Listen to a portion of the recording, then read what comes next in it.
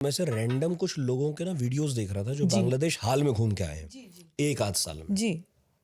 मैंने उन 2-3 यूट्यूबर्स का जब वीडियो देखा तो एक बात सब में पाई कि बांग्लादेशी आम लोगों में जब सड़क पर वो उनसे बात कर रहे थे, उन्हें कोई खास ऐसा कोई रुझान नहीं दिखा कि बांग्लादेशियों को भारत बड़ा पसंद है अब।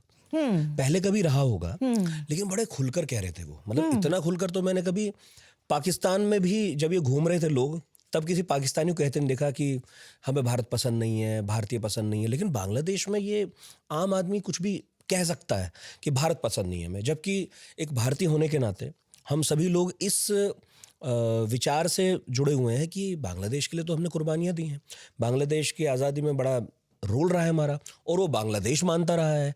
बाद के दिनों में हमने भी खुल के मान लिया है। लेकिन अब क्या हुआ है कि अचानक से, मतलब हिंदुस्तान के लिए शौक हो सकता है, हिंदुस्तानियों के लिए मे बी बांग्लादेश में ये कोई बहुत बड़ी बात नहीं लगती होगी, मगर हिंदुस्तानियों ने जब अभी उधर को देखा तो देखा कि उधर वो कह रहे हैं कि जी हमें इंडिया पसंद नहीं है, हम तो पाकिस्तान का सपोर्ट करते हैं। पर मेरे पास इसे बैक करने के लिए कोई तथ्य नहीं है, कोई सर्वे भी नहीं है। मैं तो बस उन लोगों के, वो घूम रहे थे तो लोगों ने बात की तो बस वहां से देख के बता रहा हूँ।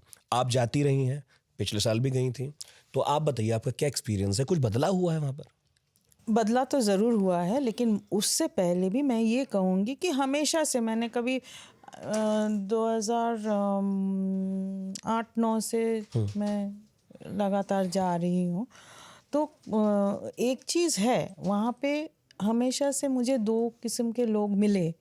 जो एक मतलब लोग हैं ढाका में स्पेशली, उनके लिए ये इंडिया और भारत मतलब का जो 71 वाला आप एहसान कहिए या जो भी है, मतलब एक सेंस ऑफ ग्रैटिट्यूड और एक सेंस ऑफ बॉन्डिंग है। लेकिन हमें ये भूलने से नहीं चलेगा कि वो generation was a different generation. वो 50 साल हो चुका है। तो अब जो नए बच्चे हैं, और बीच में जो दूसरे वहाँ मिलिट्री रूल भी रहा है, पॉलिटिकल रूल भी रहा है, तो आवामी लीग छोड़ के बाकी बीएनपी या बाकी जो भी सरकारें जिस तरह के रहे हैं, क्योंकि it has had a very bloody gory past their system of government. तो उनको आपको ये समझना पड़ेगा कि उनके जैसे उनके हिस्ट्री बुक्स में से भी कई जनरेशन्स के लिए ये भारत के साथ जो दोस्ती, जिस तरह की दोस्ती बनी थी, जिसकी वजह से 71 हुआ, उसको मिटाने की भी कोशिश रही है। तो हर तरह के लोग हैं, और नए जनरेशन में किसके अंदर वो चीज़ अभी भी बची हुई है और किसके अंदर नहीं है, इसमें तो फ़र्क करना ही पड़ेगा। तो ये दोनों किस्म के लोग मुझे मिले हमेशा से। धीरे धीरे जैसे ये हसीना रेजिम में, लास्ट रेजिम में जो जिस तरह से भारत के साथ उनके संपर्क अच्छे होते रहे, तो वहाँ उसका असर भी ज़मीन पर मिलती थी। लेकिन वहाँ भी एक डायकोटोमी है, ये हमें समझना पड़ेगा। वो ये है कि ये बंगालियत का विजय हुआ था 71 में ओवर द इस्लामिस्ट कल्चर, ठीक है। दैट डायकोटोमी वो तो हमेशा से रहा है ना, वहाँ पे आप कारपेट के नीचे रखिए, लेकिन है तो वो तो गायब तो नहीं हो गया था ना। तो जो कट्टरपंथी हैं, जो समझते हैं कि इस्लामिक देशों के जैसा होना चाहिए, तो इस हिसाब से तो पाकिस्तान ज़्यादा करीब है।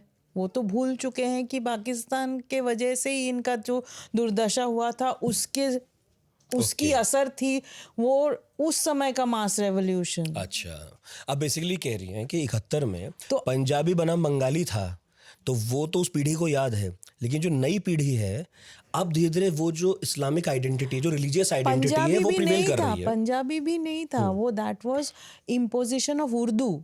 यस यस, बिल्कुल। क्योंकि मैं पाकिस्तान भी गई हूँ और वहाँ भी मुझे बूढ़े लाहौर में मिले हैं पंजाबी, जो मुझे बुला के कहा और देखा और कहा कि अच्छा आप इंडिया से कहाँ से हैं। तो मैंने जब कहा कि कलकत्ता से हूँ तो मुझे पूछा कि आप बांग्ला आपको आती है लिखने पढ़ने बोलने। मैंने कहा हाँ।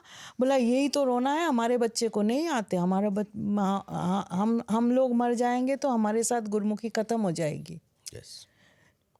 आप समझ सकते हैं मैं कैसे ये किस बात की रिलेट कर रही हूँ।